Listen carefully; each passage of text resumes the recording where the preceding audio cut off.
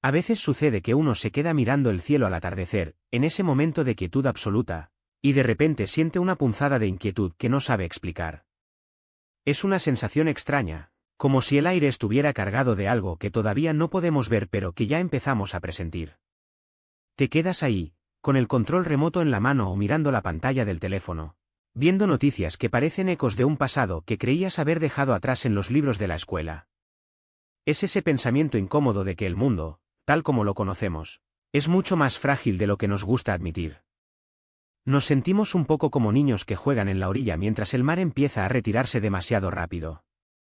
Hay un silencio pesado en la atmósfera, una tensión que se respira en las cenas familiares cuando se evita hablar de política para no terminar en gritos, o en la mirada de preocupación de nuestros padres cuando ven que el precio de las cosas sube y las certezas bajan. Nos invade esa duda silenciosa, ese frío en el pecho al preguntarnos si estamos caminando, sin darnos cuenta, hacia un precipicio que ya otros visitaron antes. Esta es la primera capa que reconocemos de inmediato en nuestra vida diaria, la idea de que el progreso técnico no siempre trae paz mental. Lo vemos en la angustia de quien teme perder su empleo porque una máquina ahora lo hace más rápido, o en la soledad de quien tiene 1000 amigos en redes sociales pero nadie a quien llamar cuando el alma duele.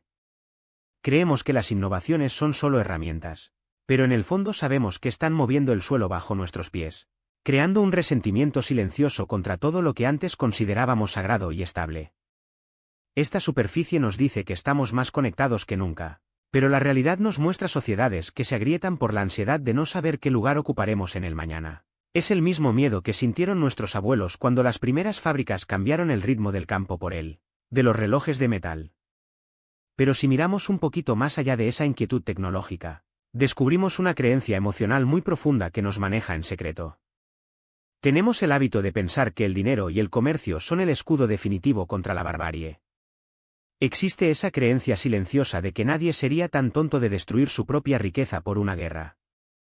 Sin embargo, cuando observamos cómo se comportan las naciones, nos damos cuenta de que el orgullo, el miedo y la ambición suelen sentarse a la mesa mucho antes que la lógica económica. El patrón se repite constantemente en diferentes rincones de nuestra historia. Aparece cuando un país decide que prefiere ser pobre pero poderoso antes que rico pero dependiente de su rival. Vuelve a aparecer cuando vemos que las naciones empiezan a cerrarse sobre sí mismas, buscando fabricar todo en casa, desconfiando del vecino, preparándose para un invierno que presienten largo y solitario. Lo vemos en esa tendencia de querer ser más fuertes que el otro, no solo lo suficientemente fuertes, sino superiores, porque la seguridad hoy parece medirse por cuánto miedo le das a quien tienes enfrente. Es el mismo patrón de desconfianza que nos hace olvidar que las dependencias económicas, que antes veíamos como puentes, hoy se perciben como cadenas que todos quieren romper. Notamos este vacío cuando nos damos cuenta de que la política y las emociones viscerales siempre terminan ganándole la partida a los argumentos de los contadores. Aquí es donde ocurre una realización compartida, una toma de conciencia muy suave que empieza a brotar cuando entendemos que la verdadera fractura no está en los mapas, sino en nuestra capacidad de hablarnos. Empezamos a notar que la polarización ha dejado de ser una simple diferencia de opinión para convertirse en una forma de odio cotidiano.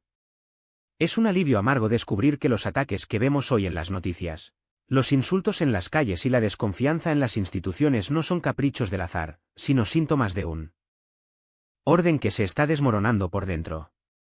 La verdadera sabiduría no está en ignorar estas señales, sino en reconocer que una sociedad donde los grupos ya no confían en las reglas básicas para resolver sus problemas es una sociedad que está a un paso de la violencia.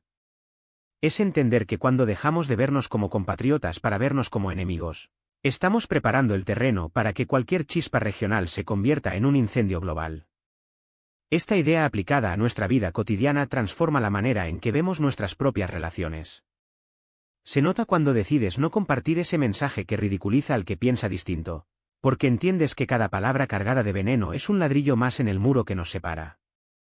Se nota cuando comprendes que las alianzas entre los que quieren imponer su voluntad por la fuerza se están volviendo más sólidas, mientras que los que valoramos la libertad parecemos cada vez más divididos y cansados.